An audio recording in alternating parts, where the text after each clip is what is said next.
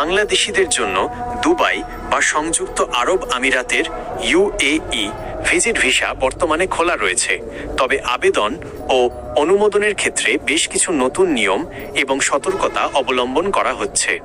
2026 সালের বর্তমান পরিস্থিতি অনুযায়ী নিচে বিস্তারিত তথ্য দেওয়া হলো।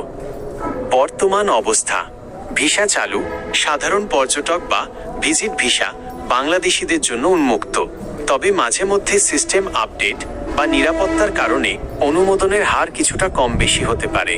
অনুমোদনের হার: বর্তমানে ব্যক্তিগত আবেদনের চেয়ে ফ্যামিলি ভিজিট ভিসা বা নির্দিষ্ট ট্রাভেল এজেন্সির মাধ্যমে করা আবেদনের অনুমোদনের হার বেশি। 2.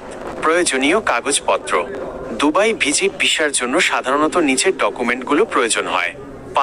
পাসপোর্টের মেয়াদ কমপক্ষে 6 মাস থাকতে হবে। ছবি: সাদা ব্যাকগ্রাউন্ডের পাসপোর্ট সাইজ রঙিন ছবি। ব্যাংক স্টেটমেন্ট: অনেক ক্ষেত্রে গত 6 মাসের ব্যাংক স্টেটমেন্ট চাওয়া হয়। প্রায় $4000 বা সমপরিমাণ ব্যালেন্স থাকা ভালো। রিটার্ন টিকিট ও হোটেল বুকিং: নিশ্চিত রিটার্ন টিকিট এবং দুবাইয়ে থাকার জায়গার প্রমাণপত্র। অন্যান্য এনআইডি কার্ডের কপি এবং প্রফেশনাল কোনো ডকুমেন্ট থাকলে তা সহায়ক হয়। 3. ভিসার ধরন ও খরচ: 30 দিন সিঙ্গেল এন্ট্রি, সাধারণত 8,000 থেকে 12,000 টাকার মধ্যে, এজেন্সি ভেদে কম বেশি হতে পারে। 7 দিন সিঙ্গেল এন্ট্রি, 15,000 থেকে 18,000 টাকার মতো খরচ হতে পারে।